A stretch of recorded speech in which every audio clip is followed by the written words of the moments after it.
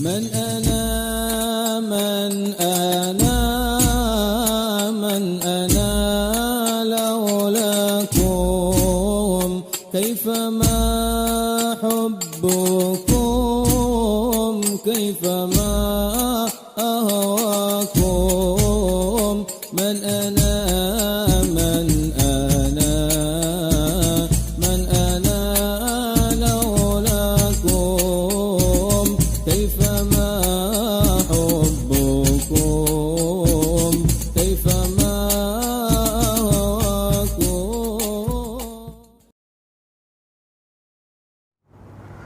Bismillahirrahmanirrahim. Alhamdulillah wassalatu wassalam ala sayyidina Rasulillah Muhammad ibni Abdillah wa ala alihi wa sahbihi wa man wala.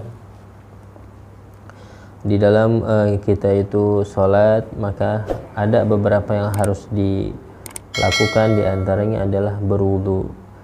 Juga kita menghadap kiblat, masuknya waktu. Berwudu ini bagian daripada suci badan kita dari hadas kecil ataupun hadas besar. Maka pembahasan wudu ini kita akan sedikit mengambil daripada faedah di dalam kitab Taqrirat karangan Al-Habib Hasan bin Ahmad Al-Kaf, bahwasanya furudul wudu sittatun, fardu-fardunya wudu itu ada 6. 4 sabatat bil Quran, ditetapkan dalam Al-Quran, ya, yaitu membasuh wajah, membasuh kedua tangan, mengusap sebagian kepala, dan membasuh kaki.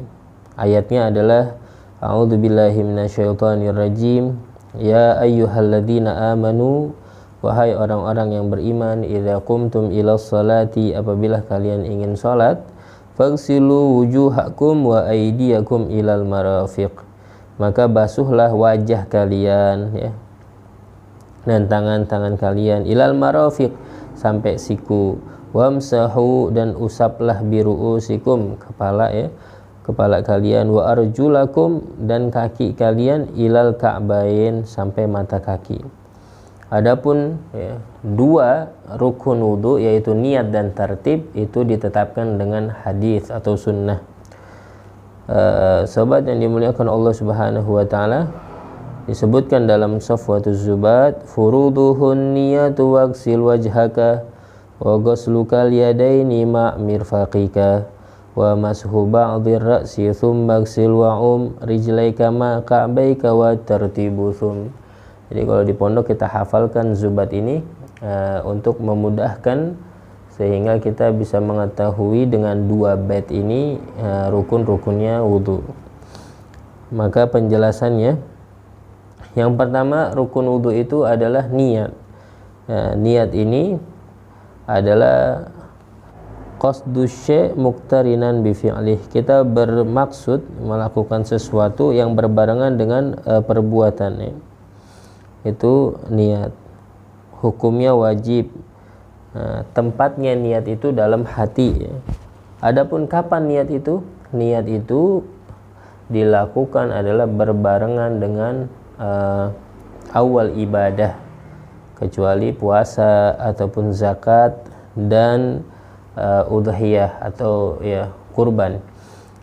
Kalau zakat biasanya sebelumnya, puasa pun kita niat pada malam harinya.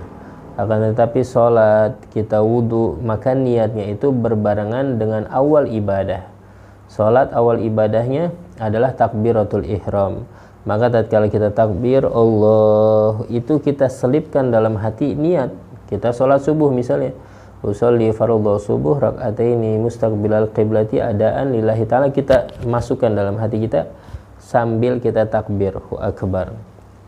Di saat kita ingin berwudu, pembahasan kita ini saat ini berwudu, maka niatnya itu berbarengan dengan membasuh wajah. Karena yang namanya rukun pertama di dalam wudu itu adalah membasuh wajah. Maka dari itu, kapan kita niat tatkala wudu? Yaitu tatkala membasuh wajah. Kita membasuh wajah, langsung hadirkan dalam hati niat wudu. Nawaitul wudu li raf'il hadatsil asghar fardhalillahi ta'ala. Dan itu perlu kita mulai, perlu kita latih, ya.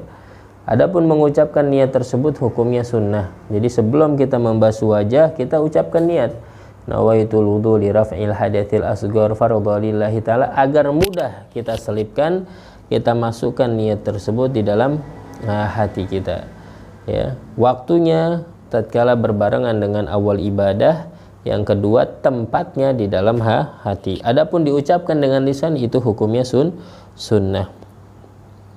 Maka niat di dalam wudu adalah dia berniat untuk mengangkat hadas, ya, atau dia berniat wudu, atau berniat taharah lis-shalah, bersuci untuk salat.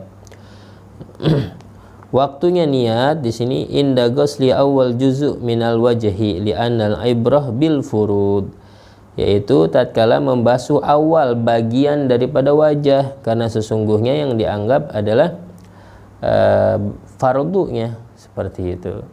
Adapun kumur-kumur kita belum niat di situ, karena belum niat wudu, karena di situ sunnah, ya, kita mencuci tangan, ya, lalu kumur-kumur, membasuh hidung, kita niat di situ niatnya melaksanakan sunnahnya wudu. Adapun niat wudu itu tersendiri, kapan kita niat? Pas awal kita membasuh bagian wajah dan tempatnya di dalam hati. Rukun yang kedua adalah ghuslul wajhi, membasuh wajah. Sumya bidzalika li'anna bihi taqa'ul muwajahah. Dinamakan wajah, ya, karena itulah, ya, letaknya atau pas kita berhadapan sama orang, ya, menghadap, ya, itu namanya saling bertatapan, ya, itu adalah wajah, ya, sehingga disebutnya wajah. Muwajahah, saling berhadapan, itu namanya muwajahah, sehingga dinamakan wajah, karena yang tatkala kita berhadapan dengan orang, bertatapan, itu yang menghadapi kita, yang menghadap adalah wajah kita. Batasan kita membasuh wajah, ya, yaitu rukun yang kedua, yaitu adalah adapun panjangnya ukuran wajah kita dimulai dari terbitnya rambut. Kita rambut kepala sini sampai muntahal lihyan, ujung jenggot sini, dagu, ya. Adapun lebarnya ma bainal udhunaini, antara dua telinga, maka ini harus terkena seluruhnya tatkala kita membasuh wajah. Hukum membasuh rambut wajah, gimana hukumnya? Yajib ghusluha kulluha, wajib membasuh, ya, semuanya, zahiruha wa batinuha, zahir maupun batinnya. Wa yustathna min dzalika al-lihya wal 'aridan idza kana kathifaini, dikecualikan, ya, apabila jenggot dan di sini cambang, ya, apabila terlalu tebal, ya, ukuran tebal apa enggaknya, ada orang depan kita nih kagak kelihatan kulit jenggot kita saking banyaknya, dan di sini dikatakan tebal. Tapi kalau depan kita masih kelihatan kulit jenggot kita, maka itu hitungannya jenggot tipis, ya, bukan tebal. Maka kalau misalkan, ya,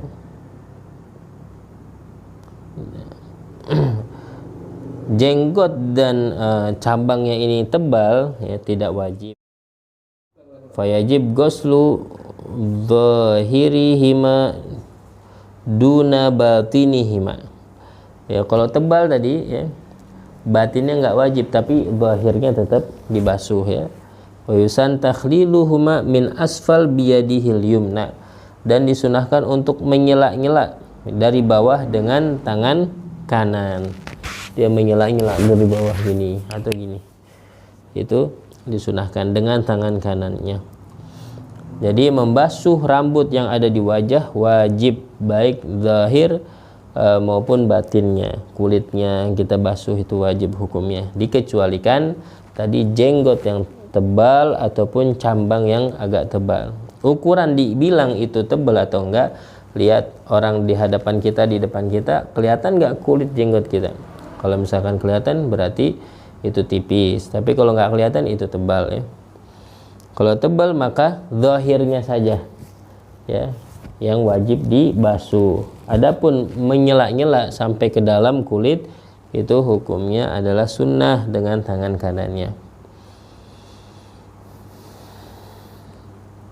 Nah, di sini dijelaskan dhabitul lihya al-kathifa wal khafifa. Kriteria ya jenggot yang tebal dan tipis itu gimana sih? Nah, yang tebal itu hiyallati la tura basyaratuha min majlisit takhatub. Yang kagak kelihatan kulitnya tadi ya dari tempat duduknya orang lawan bicara kita. Yang kira-kira 1,5 meter. Ada depan kita ada orang 1,5 meter ya. Dia nggak bisa ngelihat di balik rambut jenggot kita, maka itu ukurannya adalah tebal kalau dia nggak bisa melihat. Tapi kalau dia bisa melihat, maka itu ukurannya tipis. Dhabitu dzahir minal lihyah ma yalil wajh wa ma siwahul batin. Langsung ke rukun yang ketiga adalah ghuslul yadaini ma'al mirfaqaini. Membasuh kedua tangan sampai siku ya. Sampai siku. Akan tetapi ya dilebihkan karena ada kaidah ma la yatimul wajib illa bihi fahuwa wajib. Ya, apabila tidak sempurna yang wajib kecuali dengan dilebihkan sedikit, maka itu juga wajib. Karena kalau kita cuman batasan itu ada yang enggak kebasuh, maka harus dilebihkan sikutnya tersebut sehingga sempurna daripada tangan sampai ukuran marafiknya tadi, sikunya tadi kebasuh semua. Yang keempat adalah mengusap sebagian basyaratir ra'si au sya'rih, kulit kepala atau rambut. Fayakfi walau ba'da sya'rah, maka cukup walaupun sebagian rambut. Wa syartu sya'ar alladhi yasihul masah alaih an la yakhruj bil mad an haddir ra's min jabhah min jihah nuzulihi ya. Maka cukup sebagian daripada rambutnya saja, dan syarat rambut yang boleh ya untuk diusap yaitu enggak keluar dari ukuran kepala dia tuh ya. Kalau sampai rambutnya panjang di sini, dia ngusapnya di sini, maka enggak boleh, maka yang masih ada di ruang lingkup kepala seperti itu. Yang kelima adalah ghuslu rijlaini ma'al ka'baini, membasuh kedua kaki sampai mata kaki ya. Dan harus dilebihkan sedikit ke ukuran betisnya lebih daripada mata kaki agar mata kaki itu terbasuh secara sempurna. Kaidah yang tadi ma la yatimul wajib illa bihi fahuwa wajib. Apabila mata kaki tidak sempurna dibasuh kecuali dengan melebihkan bagian betis, maka bagian betis yang sedikit itu pun termasuk yang wajib untuk terkena air. Dan yang keenam adalah tertib ya. Lianna Rasul sallallahu alaihi wasallam tawaddaa murattiban, karena Nabi Muhammad itu wudunya juga tertib. Yang terakhir ada sebuah persoalan ya. Apakah tertib itu wajib di setiap wudu atau hanya atau ada yang tidak, ada yang boleh untuk tidak tertib? Nah, ada nih dalam satu permasalahan, yaitu idan ghamasa fil ma'i walau lahdhah wa nawal wudu wa huwa mungamis saqata wujub tertib wa huwa al-mu'tamad inda Nawawi li'anna tertib yahsul fi lahadat latifah la tudrak bil his wa inda rafi'i la budda min al-maqath zamanan yumkinu fihi taghliru tertib. Jadi boleh kita nggak tertib wudu sekaligus ya, apabila kita bisa berendam di air ya, lalu kita niat wudu di situ ya. Karena di situ sangat cepat ya, sangat tipis sekali untuk bisa didapatkan tertib itu, karena kita udah basah dalam sekejap, kita udah basah gitu.